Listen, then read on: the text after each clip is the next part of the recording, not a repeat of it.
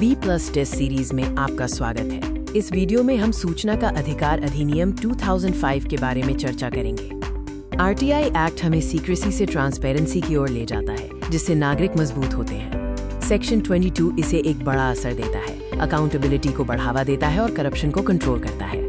ये ट्रांसपेरेंसी और confidential resource की सुरक्षा के बीच बैलेंस भी बनाता है। पब्लिक अथॉरिटी होती है, जिसमें सरकार के मालिकाना हक वाली या कंट्रोल वाली संस्थाएं, कानून से बनी संस्थाएं और इनडायरेक्टली फंडेड NGOs शामिल हैं। पब्लिक इंफॉर्मेशन ऑफिसर या पायो कानूनी तौर पर जानकारी देने के लिए मजबूर है, जिसमें असिस्टेंट पब्लिक इंफॉर्मेशन ऑफिसर या APO मदद करते हैं। पब्लिक अथॉरिटीज को पहले से जानकारी देनी चाहिए ताकि RTI एप्लीकेशन की जरूरत कम से कम हो। इसमें बजट, खर्च की स्कीम, ऑफिसर डायरेक्टरी और सैलरी और फैसले लेने का प्रोसेस जैसी डिटेल्स शामिल है।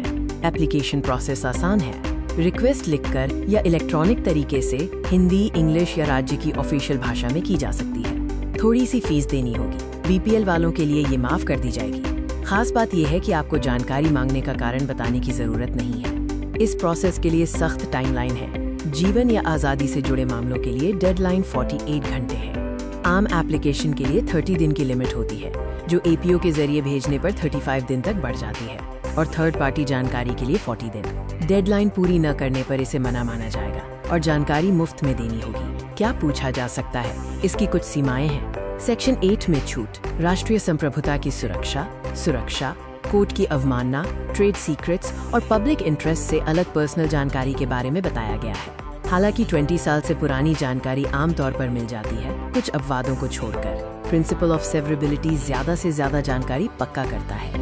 अगर किसी डॉक्यूमेंट का सिर्फ एक हिस्सा सेक्शन 8 के तहत आता है, तो पायो छूट वाले हिस्से को हटा देता है और बाकी हिस्सा दे देता है। उन्हें वजहें और एप्लीकेंट के अधिकार साफ साफ बताने चाहिए। सेक्शन 24 और सेकेंड शेड्यूल कुछ सिक्योरिटी और इंटेलिजेंस ऑर्गेनाइजेशन को एक्ट से बाहर रखते हैं। हालांकि करप्शन या ह्यूमन राइट्स वायलेशन के आरोप एक्सेप्शन है, जहां जानकारी खास टाइमलाइन के साथ देनी होगी। सेंट्रल इंफॉर्मेशन कमीशन और state information commission dual engine watchdog के तौर पर काम करते हैं। उनका अधिकार क्षेत्र क्रमशः सेंट्रल और स्टेट गवर्नमेंट अथॉरिटीज पर होता है। वे एक जैसा स्ट्रक्चर, अपॉइंटमेंट प्रोसेस और हटाने के क्राइटेरिया बनाए रखते हैं। अगर शुरुआती एप्लीकेशन रिजेक्ट हो जाती है, तो इंसाफ का रास्ता अपील का रास्ता है। सबसे पहले 30 दिनों के अंदर किसी सीनियर ऑफिसर के पास अंदरूनी अपील करें। दूसरी अपील 90 दिनों के अंदर सेंट्रल या स्टेट इंफॉर्मेशन कमीशन में की जाती है। ध्यान दें कि रिजेक्शन सही था।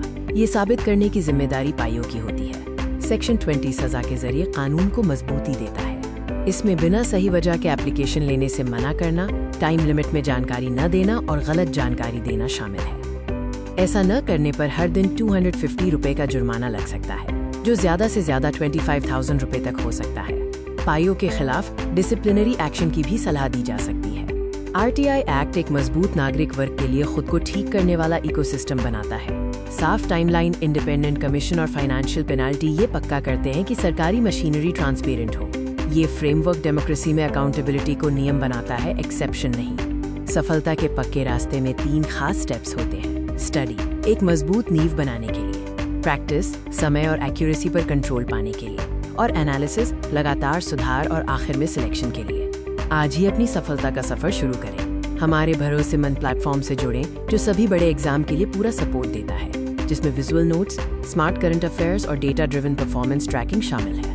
ऐप डाउनलोड करने और B+ टेस्ट सीरीज एक्सेस करने के लिए QR कोड स्कैन करें।